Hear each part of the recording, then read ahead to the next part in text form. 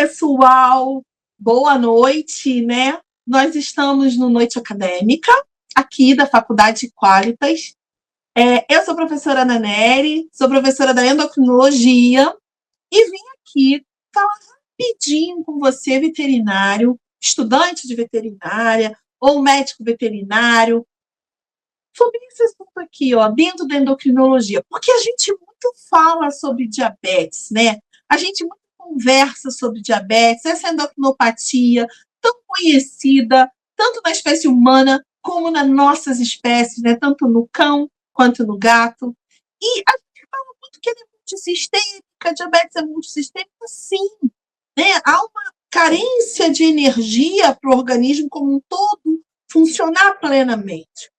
Mas como que a gente identifica a diabetes? Né? Como é que vem aquela clínica tão famosa dos peixes que a gente tanto fala? Então, nesse tempinho pequeno que a gente tem aqui para conversar, eu pensei assim, que tal se a gente descomplicar um pouquinho essa informação?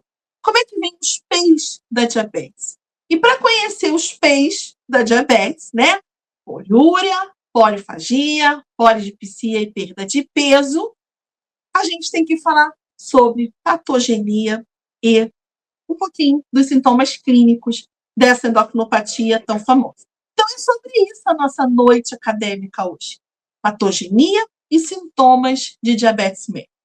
Para falar sobre a patogenia, a gente tem que pensar no seguinte. Quando eu penso na insulina, eu penso num hormônio que eu posso resumir as suas funções em 3 coisas. Ela é importante no controle glicêmico, ela é importante no metabolismo de proteínas e no metabolismo de lipídios. Essa é a insulina, um principal hormônio anabólico do organismo. Quando a gente se depara com a condição da diabetes mellitus, o que acontece? Ou não tem produção de insulina, ou tem pouca produção de insulina, ou a insulina está com dificuldade de se conectar aos seus receptores. O fato é que ela não age plenamente. Não vai ter uma ação efetiva da insulina. E aí eu separei aquelas nossas 3 situações onde ela é tão importante. No controle glicêmico e no metabolismo, fazendo o anabolismo, tanto de proteína quanto de lipídio.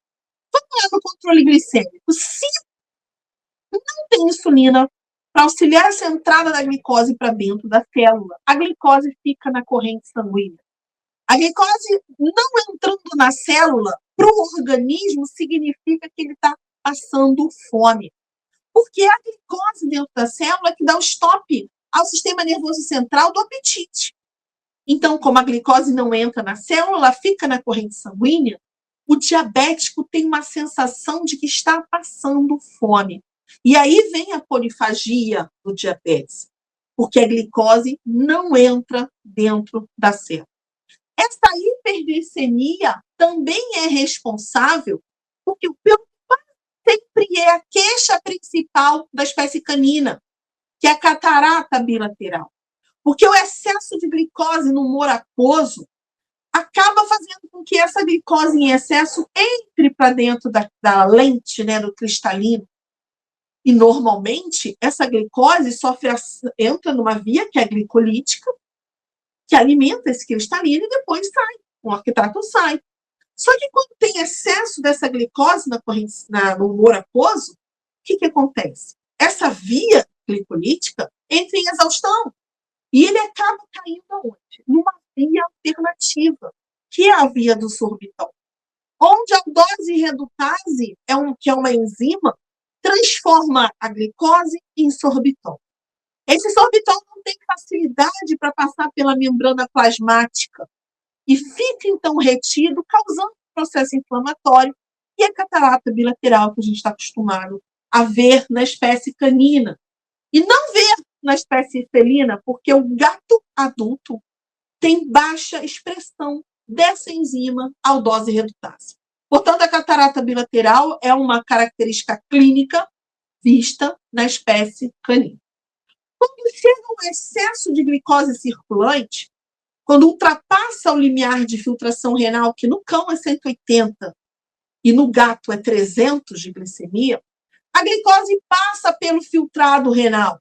Quando ela passa pelo rim, a glicose é uma molécula grande, ela já passa causando lesões por todo esse filtrado renal, por todo esse caminho que ela faz pelo rim. E quando ela cai na urina, a glicose é doce. A glicose puxa água, causando uma diurese osmótica. Então, glicose puxa água, aumentando a perda de água e de eletrólitos através da urina. O que facilita, o que contribui para o quadro grave de desidratação e acidose metabólica. Nisso dessa diurese osmótica, obviamente, esse animal apresenta o excesso de urina. Então, esse animal passa a urinar muito, em muita quantidade e muitas vezes. A casa do animal com diabetes, a gente vê vários cantinhos de urina porque ele não tem tanto controle da urina como era normal. Bom, poliúria, para compensar essa poliúria, vem a polidipsia. Ele vai beber mais água para compensar a água que ele está perdendo na urina. Aqui a gente pode também somar uma informação muito importante. A glicose, ela é um excelente substrato para bactérias. Então, esse animal tem uma chance enorme de apresentar infecção urinária recorrente. Então, infecção urinária recorrente. Todas essas alterações são porque a glicose não entrou na célula. Mas ainda tem o outro lado, do metabolismo, que vai estar alterado. Se a insulina é um hormônio que faz anabolismo, quando ela falta, o organismo entra em catabolismo. Intenso catabolismo proteico, intenso catabolismo lipídico. Se está perdendo, se está queimando, o organismo pensa, meu Deus, eu estou perdendo tudo. Eu preciso repor. E como que o organismo entende de repor? Ele come. Aumenta o apetite. Então, a polifagia, aquele apetite aumentado, nessa altura do intenso catabolismo proteico e lipídico, ela se torna maior ainda. E aí ela fica mais intensa. Geralmente, é nessa fase aqui que chama mais atenção do responsável. Porque o animal está desesperado. Ele rouba comida, ele rouba Nescau, ele come mais, come fezes, ele muda mais a sua atitude. Só que aqui tem um porém. Por mais que ele coma muito, ele está queimando, ele está perdendo. Ele está no intenso catabolismo proteico e lipídico. E aí, aqui, esse animal perde peso. Na espécie felina, a queixa principal é o emagrecimento progressivo. Na canina, a catarata bilateral ela vem como meu bicho, meu cachorro ficou cego, chama muito a atenção do responsável. Mas na espécie felina é a perda de peso, ela é extremamente importante. Agora, presta atenção, colega veterinário, estudante de veterinária, presta bem atenção numa coisa que eu vou falar aqui para você. Quando a gente fala perda de peso, emagrecimento progressivo, eu não estou falando que o bicho está magro. Não espere procurar. Ai, não, peraí, mas ele está gordinho, não é diabetes. Não! Porque um dos principais fatores predisponentes para diabetes, pelo menos espécie felina, é a obesidade. Então, às vezes, o gato, ele continua, o cão também, ele continua magro, mas perdeu muito peso. Então, anota isso que é muito importante. A gente avalia, óbvio, o peso que a gente está no nosso atendimento enxergando, claro. O peso atual é importante. Mas é muito importante o histórico do peso. Tá, ele pesa 8 quilos, continua obeso. Eu tenho um gato que pesa 8 quilos, é obeso. Mas quanto ele pesava? Há 2 meses ele pesava 10 quilos. Então ele foi em 2 meses, de 10 para 8. Isso é o histórico do peso. E para juntar com o histórico do peso, você tem que falar o seguinte, tá tudo bem. Ele foi de 10 quilos a 8 quilos, mas como foi a alimentação desse animal nesse período? Ele está comendo bem? Ele não está comendo nada? E aí, da diabetes, você vai ouvir. Ele come muito bem. muito bem. E perdeu esses 2 quilos em 2 meses, que vamos combinar? Para o gato, é muita coisa. Mesma coisa para o cão, ok? Eu dei o exemplo do gato, que é o que chama mais a nossa atenção.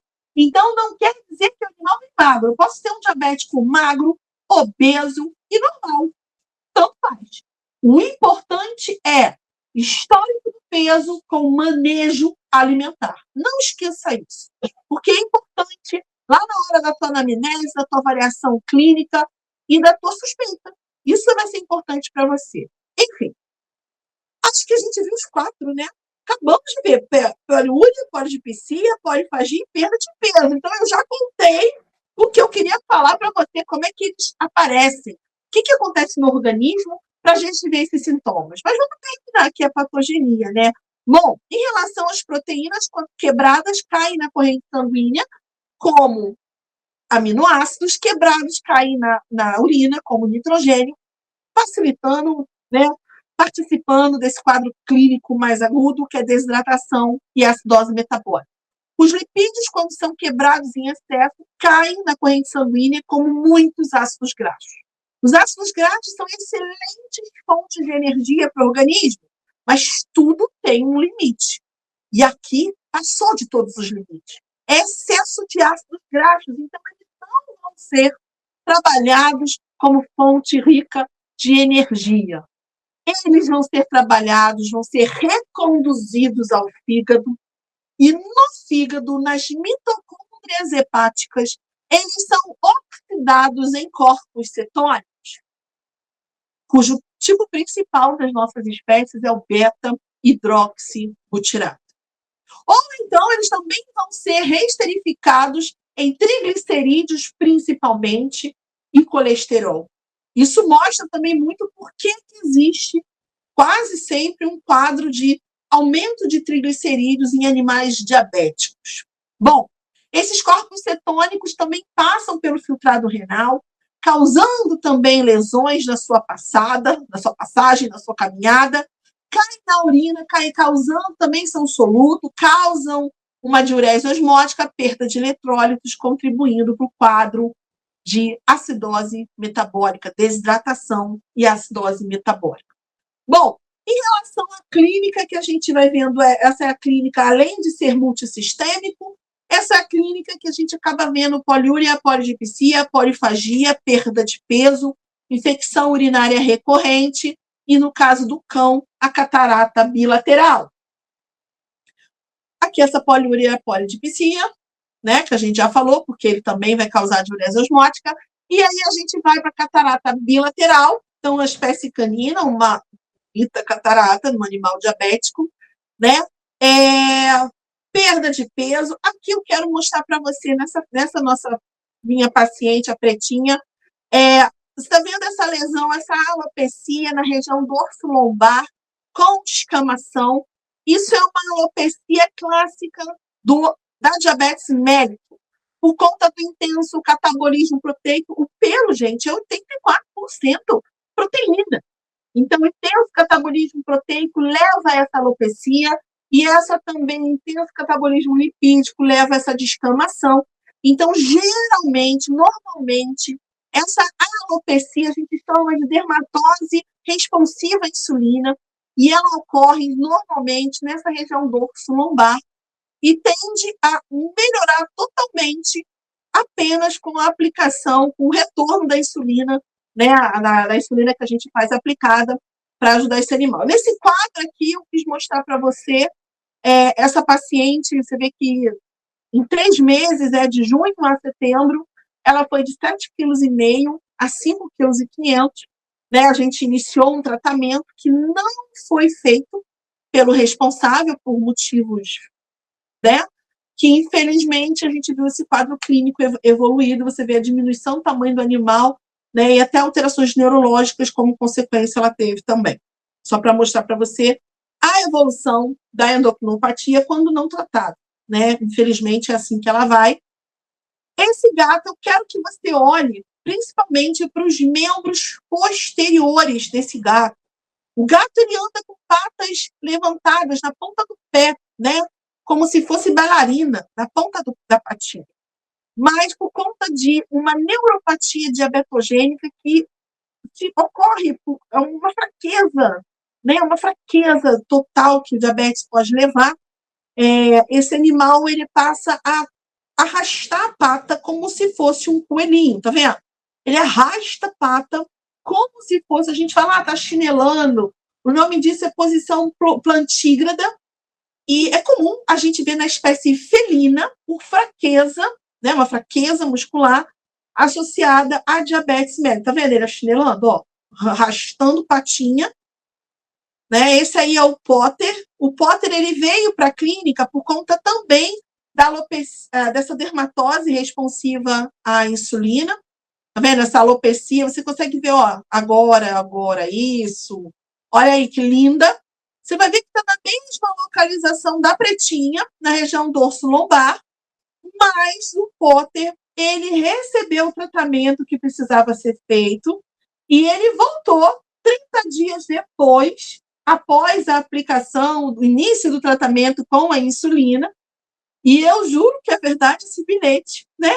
Ele tá aí, ó, bonitão, com o pelo voltando. Você pode até perceber que na região que estava a alopecia, ainda está um pelo um pouquinho mais claro, ele ainda tem um pouquinho de descamação, ele ganhou peso, né? E essa resposta a um tratamento que funciona.